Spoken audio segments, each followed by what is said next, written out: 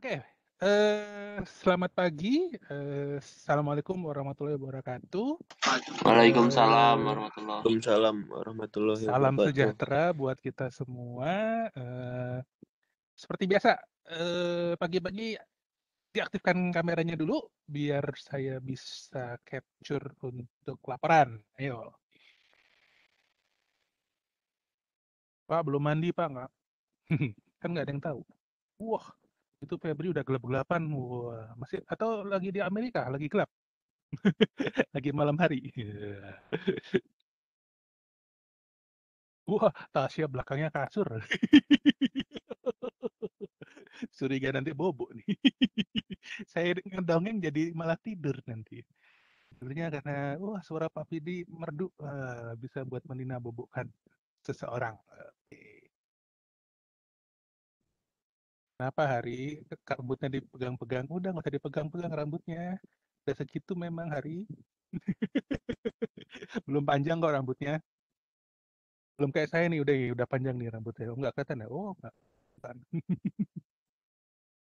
Lumayan udah hampir 1 tahun setengah nih. Belum dipotong. Oke. Oke ya, mungkin cuma segini yang bisa mengaktifkan kameranya, nggak apa-apa. Saya coba.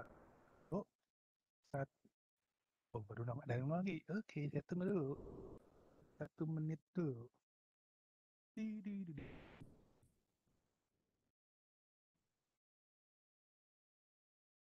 Wah, Oza kenapa Oza? Pakai kerudung Oza? Pakai hoodie, oh, kedinginan di kamarnya. Kamarnya Iya, kedinginan. Pak. Wah, bahaya. Temen di sini nggak ada yang mau ini nemenin biar memberikan kehangatan gitu. Aduh. Ada Oke, oke. cowoknya, Pak. Oh, selama belum ada janur di atas depan rumah aman. Masih milik bersama. Kalau udah pakai janur, nah baru milik orang itu udah jangan diganggu. Ada cowoknya. Wah, bahaya bahaya. Oke, oke, saya capture dulu ya. Satu, in ke saya dulu. Terus sekali lagi.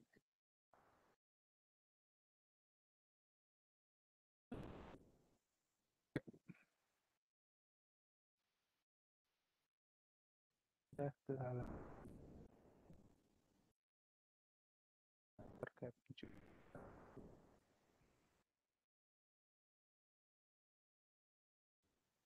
Oke, thank you.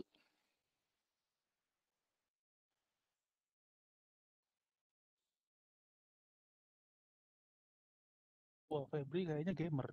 Kursinya terlihat dari kursinya. Kursi gaming. Oke, apa ya? Hari ini masuk materi ketiga, pertemuan ketiga kita bahas tentang wireless body area. Ya, apa sih itu?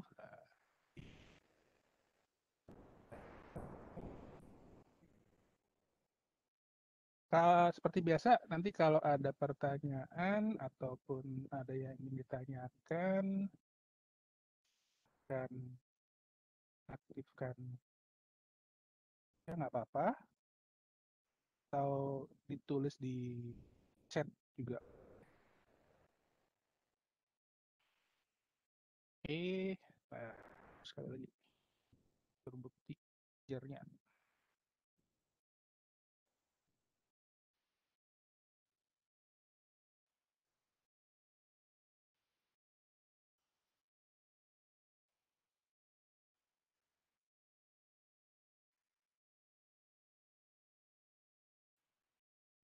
Oke, kita bicara information communication technology in healthcare monitoring.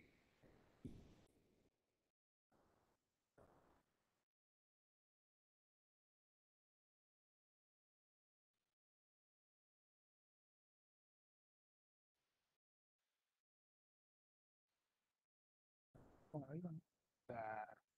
Ada kesalahan teknis.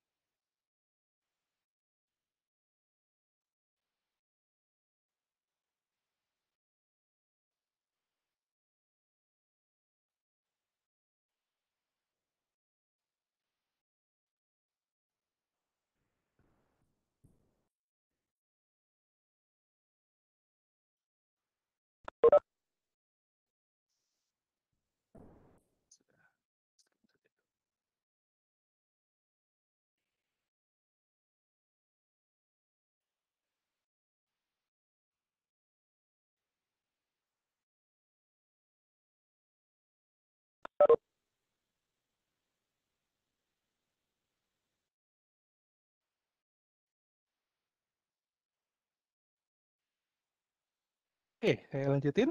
Nah, di sini kita bicara body area network ya. Jadi artinya apa saja sih komponen-komponen body area network yang nanti kita gunakan ataupun personal area network yang nanti kita gunakan. Secara umum komponennya terbagi dua. Tadinya jalan sih.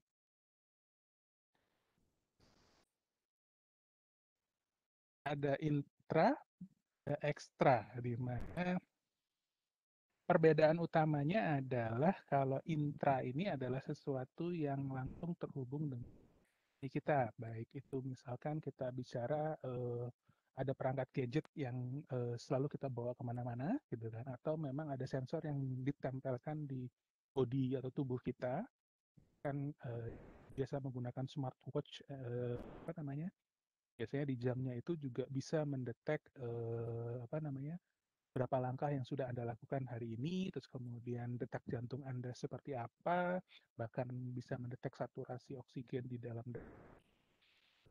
bagaimana, tensi darahnya bagaimana, itu bisa didetek dengan smartwatch-nya. Misalkan seperti itu adalah contoh intra bannya. Sedangkan kalau ekstra berarti kita pasang sebuah sensor yang nempel di tubuh kita, akan tetapi dia akan dikirimkan ke tempat lain sebagai informasi yang diperlukan untuk melakukan, khususnya untuk melakukan sebuah monitoring kan. Monitoring di sini artinya monitoring aktivitas yang dilakukan oleh setiap orang. Nah, apa namanya, kegiatan monitoring dan sebagainya ini juga biasanya tidak luput dari sesuatu hal yang sampai saat ini concern, banyak orang concern tentang security-nya ya. Jadi eh kalau bilang personal area network, mungkin kalian pernah sering atau bahkan apa namanya, pernah atau sering menggunakan apa yang disebut dengan Bluetooth. Ada nggak yang menggunakan Bluetooth-nya untuk transfer data antar teman gitu kan? Jadi misalkan hanya kirim foto, daripada lewat WhatsApp pasti akan makan kuota, berarti saya kirimnya menggunakan personal area network-nya melalui Bluetooth, di mana ada sender dan receiver-nya. Nah, tapi di Bluetooth juga ada yang kadang-kadang kita tidak tahu, atau karena ketidaktahuan kita always accept ataupun statusnya alwaysan ya.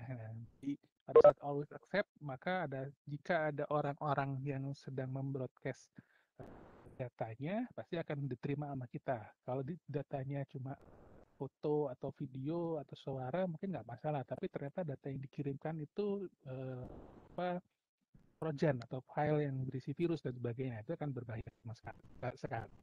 Kemudian satu karakteristik apa namanya, body area network ataupun personal area network device ini umumnya dia low power consumption, jadi ukuran apa namanya, konsumsi dayanya sangat kecil sekali. Nah, ini disampaikan umumnya di bawah 10 miliwatt ya, jadi sangat kecil ya. Jadi Misalkan kayak harapannya itu misalkan kalau kita membuat atau paling sepelenya kalau Anda menggunakan sebuah perangkat apa namanya di bidang kesehatan, kalaupun dia menggunakan baterai itu eh, lifetime dari baterainya akan sangat lama. Kenapa? Karena dia low power consumption-nya, jadi baterainya tidak cepat habis. Pada saat digunakan pun juga dia apa namanya cukup sedikit yang digunakan. Kalaupun ada apa namanya besaran yang tinggi, biasanya minimal dia lifetime-nya bisa dibilang maksimal misalkan 1 tahun atau 6 bulan. Nah itu harapannya penggunaan device-nya biar bisa lama. Kemudian ada low data throughput.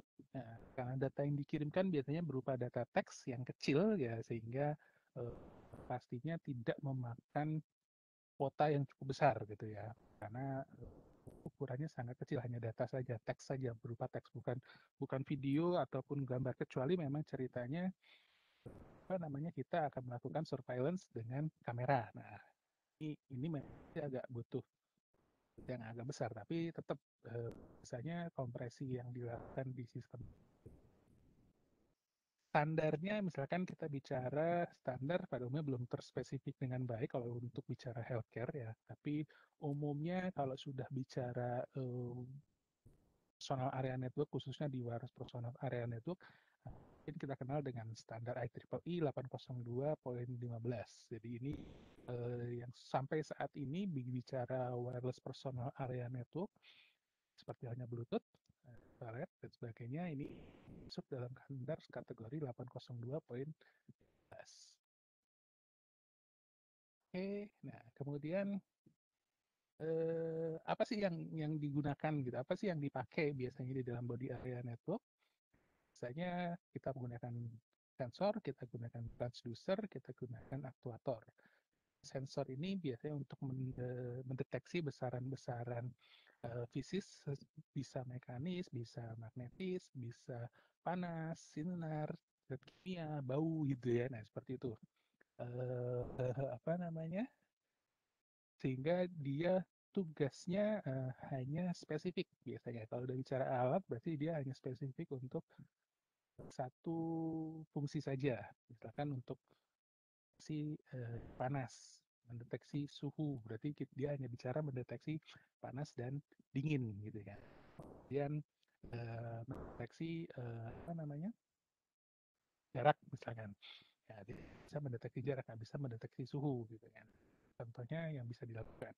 Yang di transducer berarti bisa untuk mengubah besaran-besaran fisisnya dari cahaya menjadi suhu, menjadi suara dan sebagainya. Jadi betul besaran ini yang misalkan nanti yang akan dihitung sama kita atau yang akan diketahui, karena misalkan kita hanya tahunya otak otak manusia itu jauh lebih cerdas karena bisa tahu bahwa oh ini kurang cahaya gitu kan. Komputer tahu kurang cahaya dari mana? Dari data yang diberikan. Misalkan ternyata saturasi cahaya untuk sebuah benda dia hanya terdetek sekian gitu kan. Kan yang bagus misalkan harus 255. Nah, itu berarti kurang pencahayaan. Nah, pada dengan kita langsung tahu, oh ini gelap nih, tolong nyalain lampunya gitu kan. Oh ternyata kurang terang juga dan sebagainya. Kita bisa tahu. Tapi kalau komputer kita harus kasih besarannya dalam bentuk satuan sehingga tahu besaran maksimalnya seperti apa, besaran minim seperti apa, besaran di antaranya bagaimana. Dan untuk aktuator biasanya untuk mekanik, untuk berfungsi untuk menjalankan atau kontrol gerak dari sebuah sistem. Oke, saya lanjut. Biasanya penerapan sensor dan aktuator ada 3 komponen utama, yaitu mendeteksi, kontrol, penggerak, dan sebagainya. Nah, ini contoh. Misalkan eh, saya sedang mengendari kendaraan motor dengan kecepatan misalnya kan 50 km per jam. 50 kilo ini ngebut nggak ya? Jangan nanti bilang, wah Pak, pelan itu mah Pak, karena saya biasanya bawanya udah 70-80. Wah, besar ya, karena kalau sampai 100 lebih lebih siap-siap lagi itu bertemu dengan sang pencipta. Kemudian singkat cerita, kira-kira 50 meter di depan terdapat tikungan tajam yang mengharuskan saya mengurangi kecepatan dengan cara mengerem dan mengurangi gas. Nah, di sini seolah kita bisa lihat yang bertindak sebagai sensor itu adalah mata kita. Dan kontrolnya ada di otak kita dan tangan kaki kita sebagai aktuator. Kenapa pakai kaki, Pak? Kan pakai matic. Oke, kalau pakai matic berarti dua buah tangan kiri dan tangan kanan yang berfungsi untuk apa namanya mengatur kecepatan gitu ya dan ngeremnya gitu kan. Kontrolnya adalah oh ini kalau gini ngeremnya harus seperti apa, ngerem mendadak atau ngeremnya pelan-pelan atau ngeremnya seperti apa. Nah itu kan otak kita yang akan mengontrol dan tangan kita sebagai aktuator ya. Misalkan lagi kita bikin sebuah lampu taman dengan sistem panel surya gitu. Dia akan menyala pada saat gelap atau pada saat sudah tidak ada cahaya matahari dan kemudian akan pada saat lampu apa bukan lampu ada sinar matahari ya. Jadi kita ketahui kontrolnya simpan sumber tenaga di dalam panel baterainya. Kemudian pada saat tidak ada cahaya berarti apa namanya dia harus menyalakan lampunya mengambil power dari si baterai gitu ya. Jadi di sini aktuatornya adalah sebuah lampu terus kemudian otaknya di mana? Otaknya ada di microcontrollernya tadi yang tugasnya adalah kalau gelap dia akan mengambil power dari baterai. Tapi kalau nyala nanti baterai apa lampunya tidak dinyalakan tapi akan dilakukan charging ke baterai. Itu adalah fungsinya. Sensornya di mana? Sensornya ya panel suryanya tadi.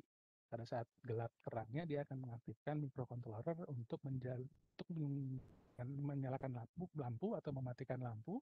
Kalau menyalakan lampu tapi berarti powernya ngambil dari baterai, tapi kalau mematikan lampu berarti powernya ngambil pada saat lampu dimatikan berarti dia akan melakukan charging baterai. Oke, tadi disebutkan standar tapi belum dispesifikasikan. Nah, ini standar dari IEEE 802, khususnya di WAS grupnya dari 802 poin 11 itu adalah yang Ethernet, Wi-Fi. Poin 15 ini yang personal area network tadi, yang Bluetooth, ada Zigbee. Poin 16 Max, itu dapat broadband wireless areanya adalah 2.20.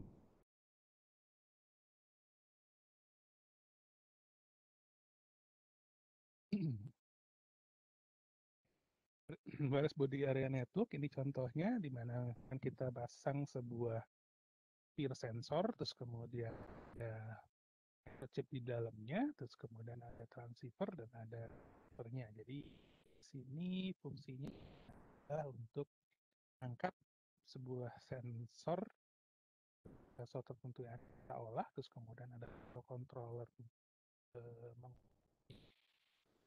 kita kirimkan. Nah, seperti apa dikirimkannya?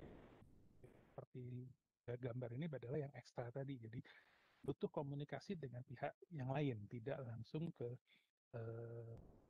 diri sendiri. Misalkan Pak, bisa kan langsung kalau intranya seperti apa Pak? Berarti tidak pakai kita tidak menggunakan antena, tapi misalkan langsung menggunakan LCD. Jadi langsung informasinya bisa dilihat seperti itu. Oke, ini saya kasih sebuah yang bentar, saya harus ngaktifin share-nya mau terlihat.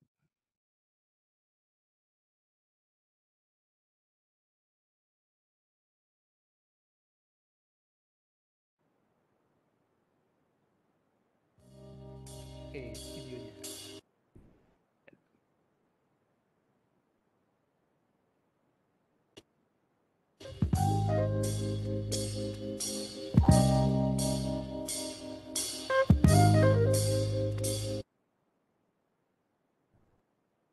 Oh, resource saya matiin.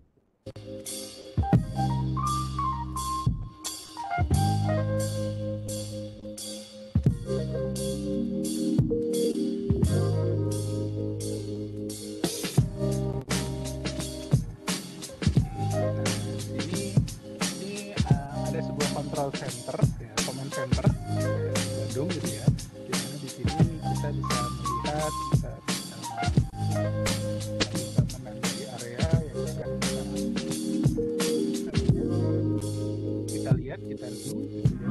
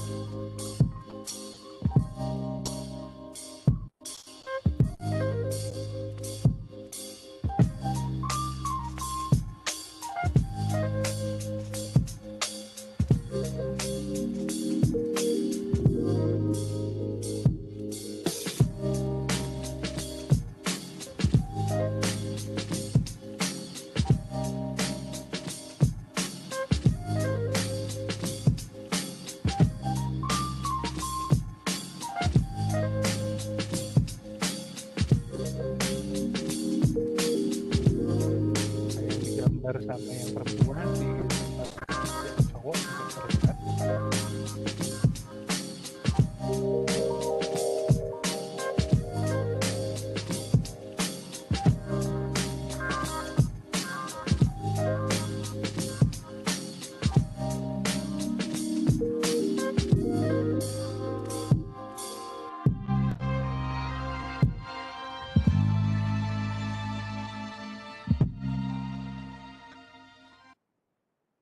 Oke, itu jadi bagaimana kalau integrasinya sudah seperti itu, kita bisa melihat misalkan kayak beberapa waktu yang lalu ada kejadian apa namanya tsunami gitu ya, jadi kita bisa lihat seperti apa, terus kemudian apa yang harus kita lakukan, urgensi yang seperti apa yang harus dilakukan, misalkan ke depannya pasang apa namanya urgensi urgensi early warning system gitu ya, ya terlihat kalau misalkan gelombang air di laut surutnya dengan cepat seperti apa, berarti bisa dipastikan ini kemungkinan terjadi tsunami.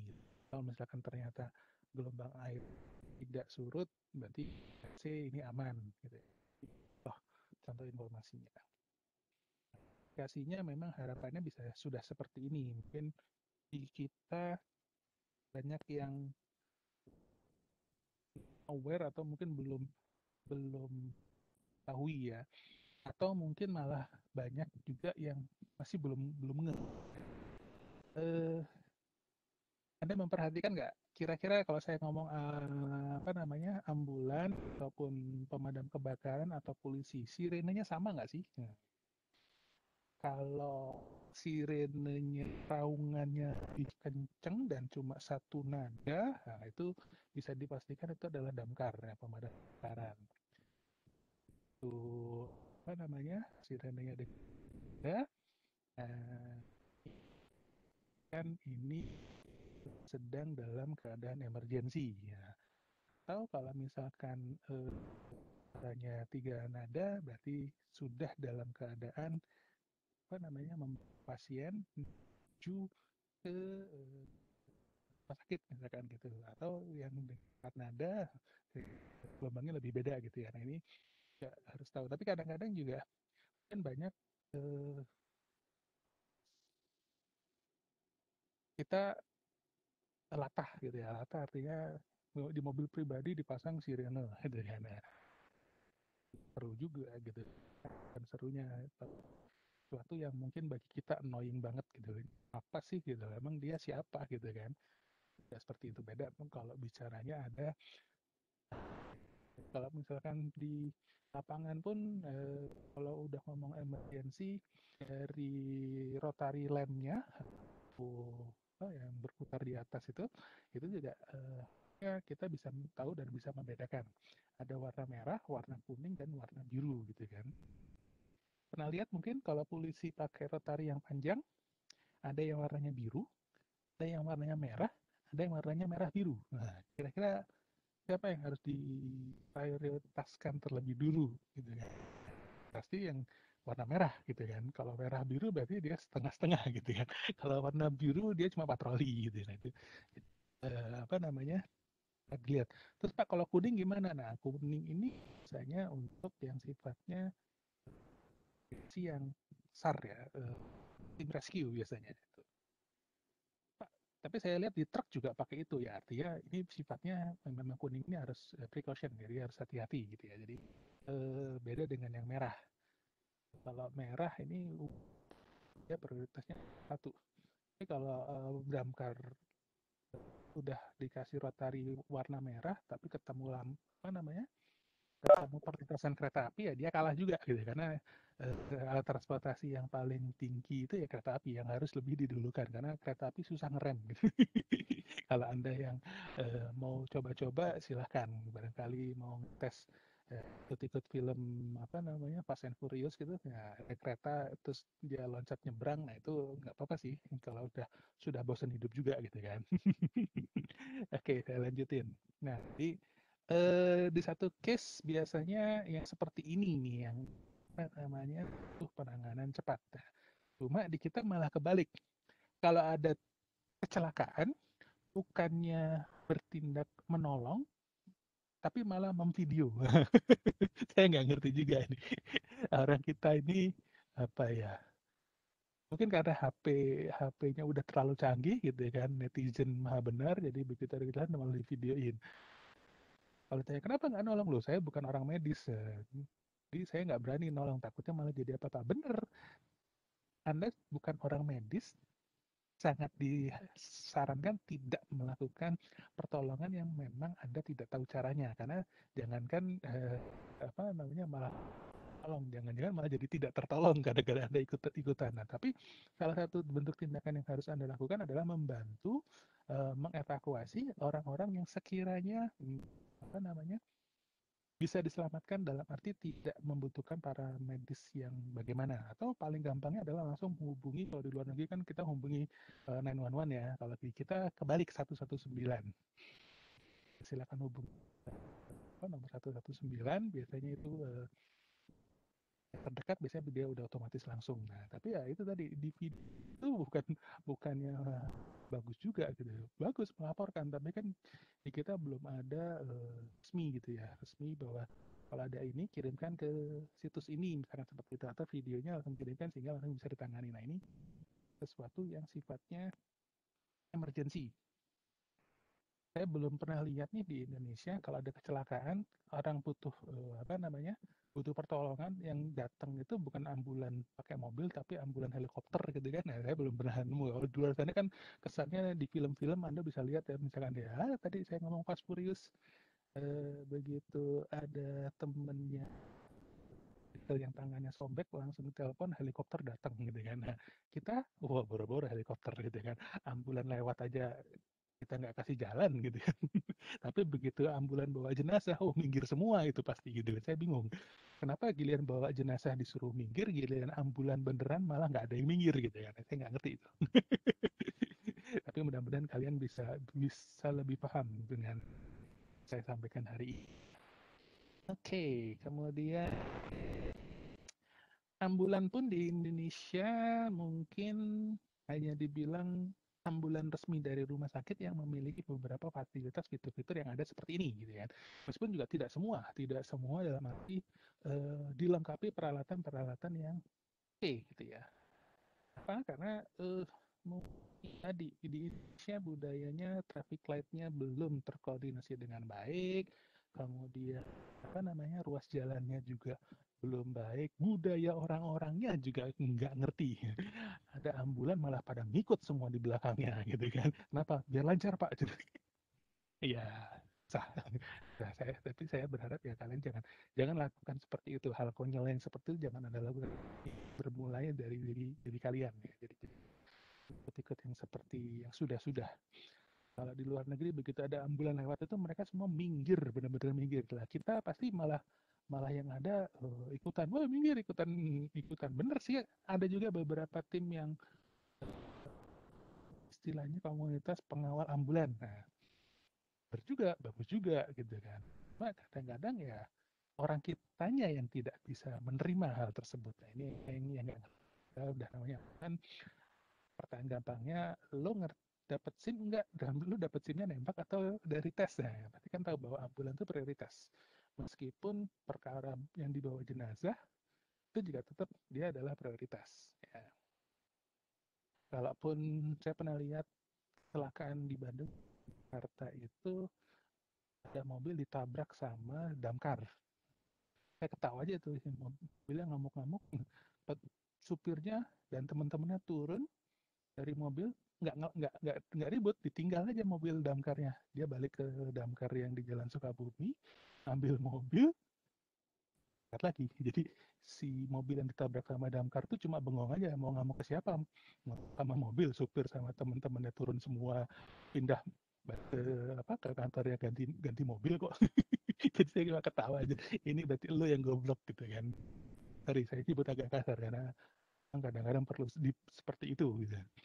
Oke, saya lanjutin. Nah, kalau misalkan kita sudah bisa bikin seperti ini, mungkin akan lebih seru ya. Coba kita lihat video ini. Today, my ambulance knew all about a bike accident just by talking to a helmet. It grabbed the patient's record before we even picked him up.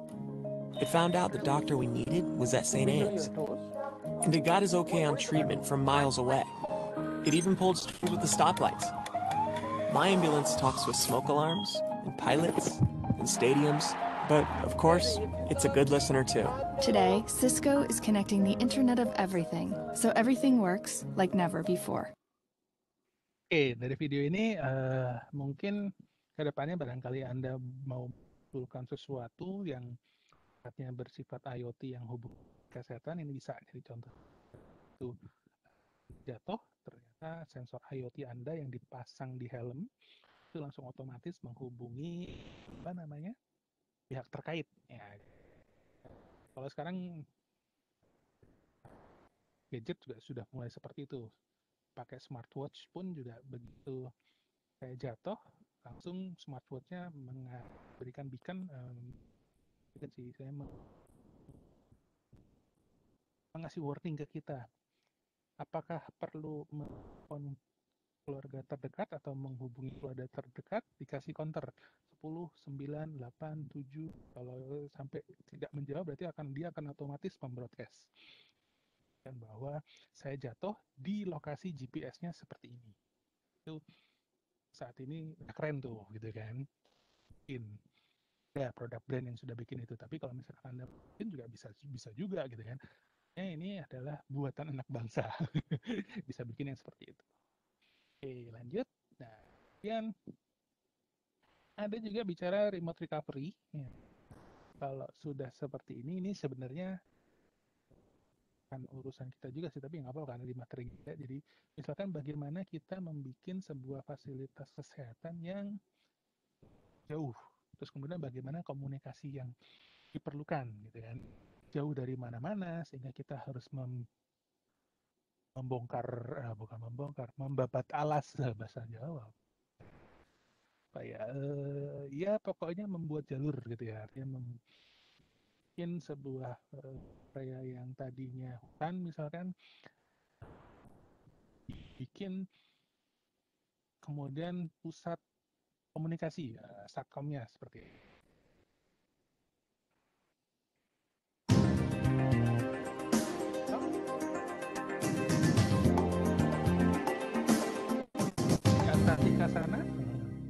ada yang mau cita-cita ke sana? Oh, saya sih One of the most saya lebih suka amazing aspects of living at the Big Razorback Remote Field begini Camp gitu in ya. Antarctica Cara kayaknya enak ya. You just want the whole Ademnya thing? is seumur-umuran. having wireless internet and Tiap telephone ketemu connection to the mataharinya cuma 3 outside bulan world sekali. via Selanjutnya satellite. And then I think we're just going to use, instead of opening up that other kita folder, gelap we're karena going to use that. mataharinya Put hanya up a new sebelah antenna, get your internet hooked up. tengah dan And some of the folks who helped make this possible are the McMurdo IT comms technicians who paid us a visit yesterday. And then we'll run phone line and an Ethernet cable from inside here over to the living space. sudah belajar networking mungkin It's all tahu. connected. Oh iya. Well, it's actually Yang pretty apa amazing. kebutuhannya. We're using devices that are made to support like a small city. From here back to town, it goes to Tent Island, which is just not too many miles away from here, and then back to McMurdo over wireless bridges, and then from there it's piped out to Black Island satellite facility, and then back up over the satellite to Australia, and then back to the rest of the world. Connection. It's quite a few hops to get to here, but it feels like you're back home surfing. So. Yeah.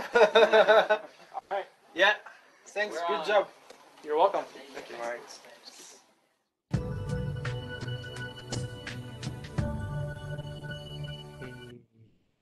Kan tadi di kutub ya, bagaimana kalau ceritanya kita ngomong di gunung-gunung.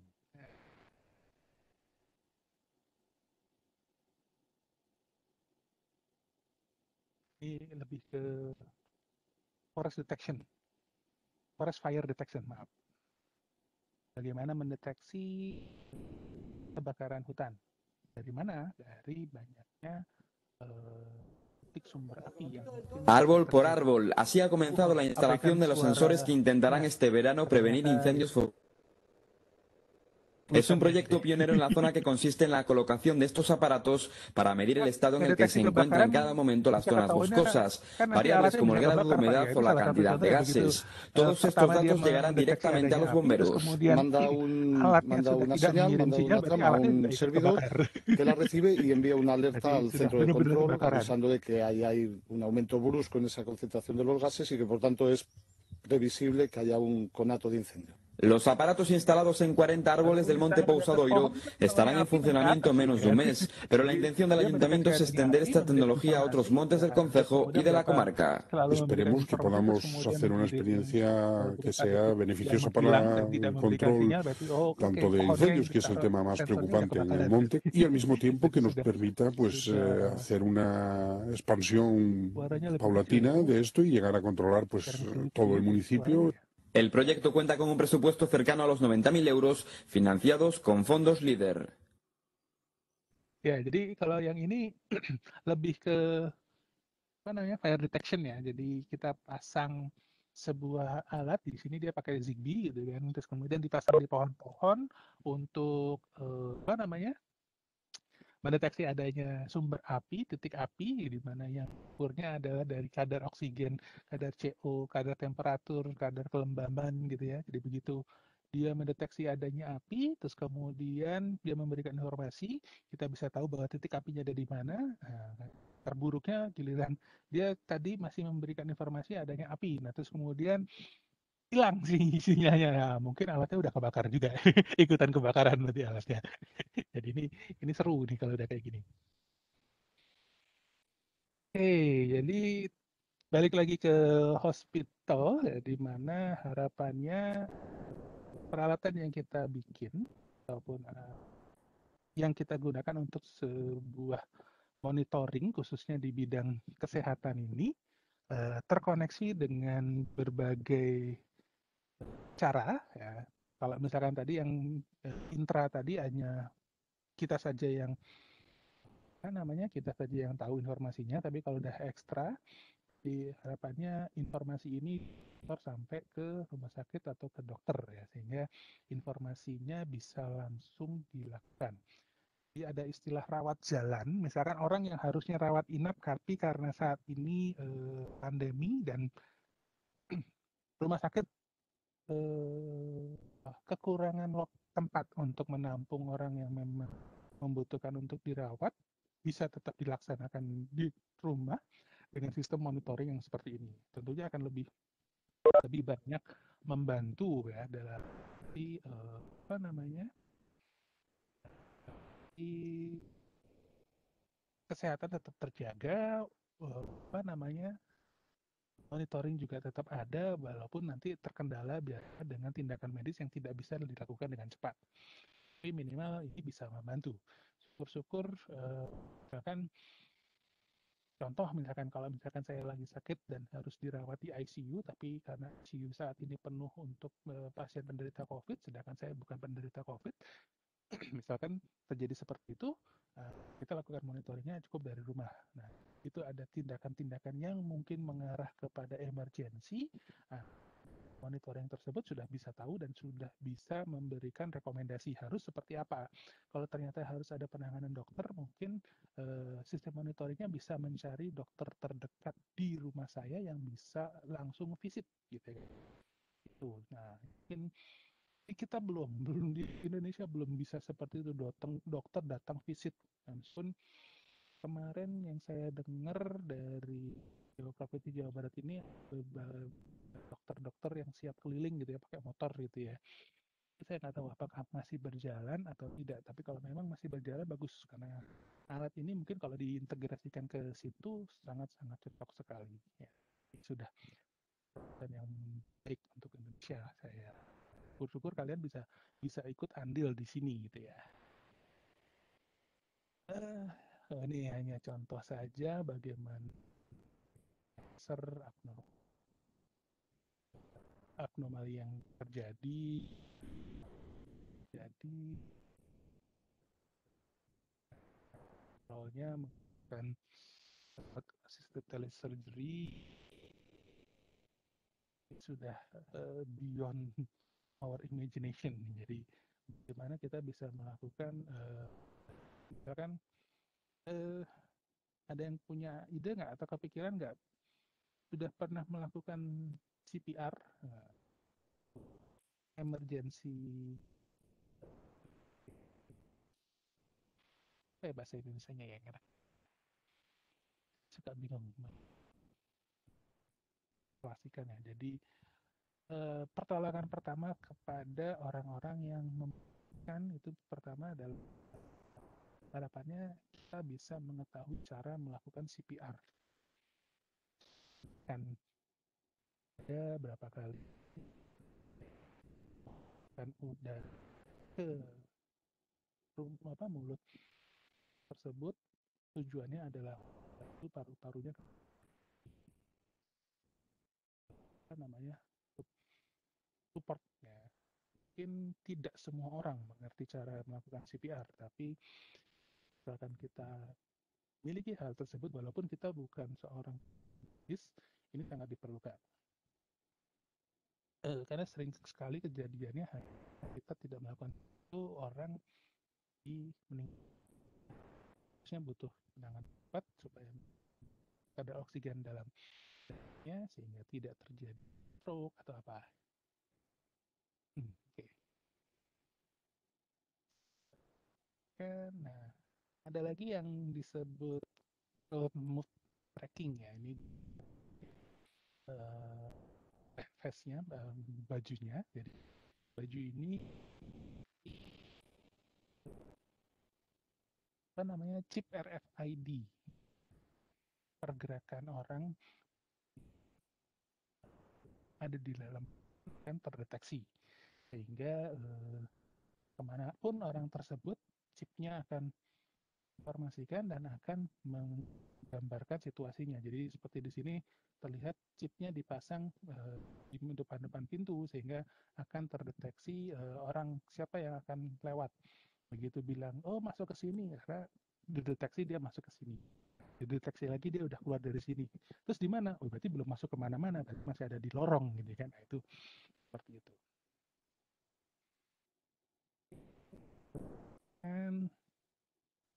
Nah ini ada sesuatu yang lucu nih yang terbaru.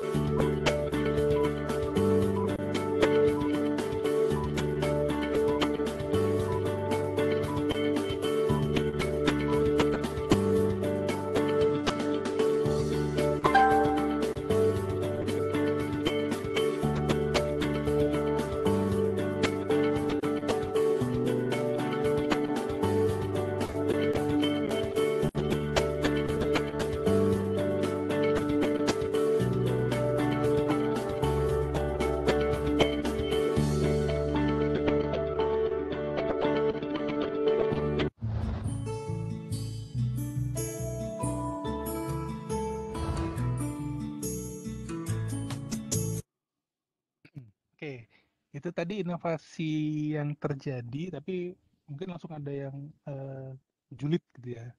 Pak, dipakai di Indonesia, di Indonesia sering banjir, Pak. Yang ada korslet nanti, Pak. Iya, ini kan inovasi gitu. Casnya, airnya, apa namanya, chargernya kena air, wassalam juga gitu. Jadi ya minimal dengan inovasi yang seperti itu kita bisa bikin sesuatu yang mungkin bagus. Bahkan kalau saya tambahin idenya, saya nggak sepatu tadi dipakai untuk orang yang tunanetra. Nah, kan bisa harusnya, karena bisa bisa mendeteksi GPS. Kayak tadi kan dilihatkan dia kemana jalannya. Bisa nggak itu juga membantu orang tunanetra jalan dari sepatunya tadi?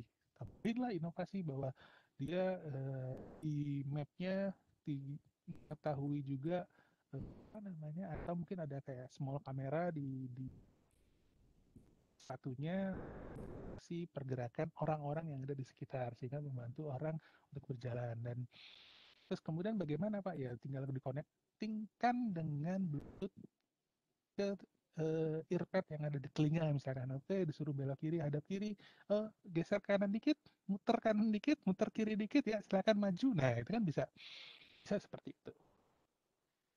Jadi saya cuma ngasih ide, kalian yang menjalankan. Nah, ini slide terakhir. Opportunity-nya biasanya selain datanya muncul, tapi lebih ke bagaimana men-secure-kan jaringannya. Oke.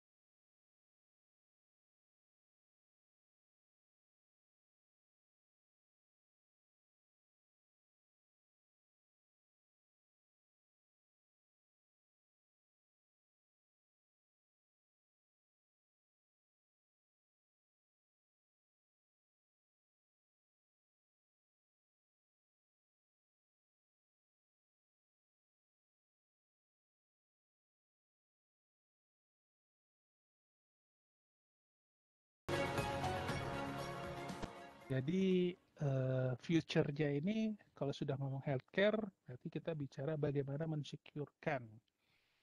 Ya, biasanya ada orang-orang yang berniat buruk dengan data kesehatan, memanipulasi data kesehatan supaya apa, asuransinya keluar gitu ya. Nah, ini tantangan buat Anda supaya bagaimana hal tersebut bisa kita atasi.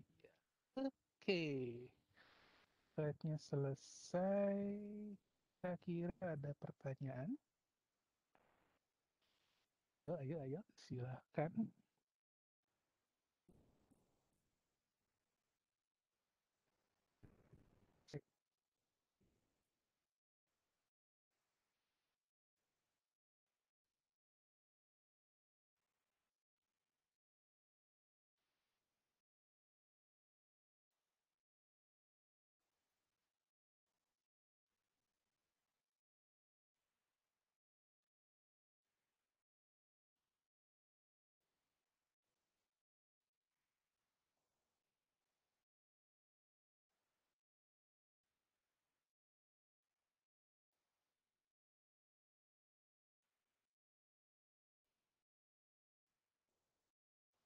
Pertanyaan? Oh, pertanyaan.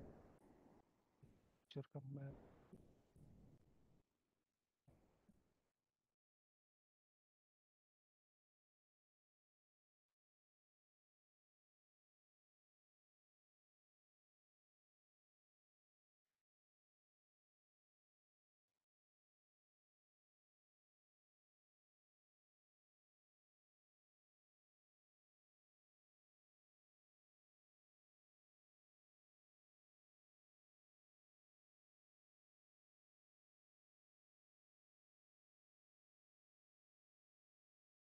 Oke, kalau gitu, karena tidak ada pertanyaan, mungkin saya cukupkan dulu pertemuan lanjut. Insya Allah di minggu depan, jangan lupa nanti diintip di LMS-nya barangkali tugas berikutnya. Oke, terima kasih.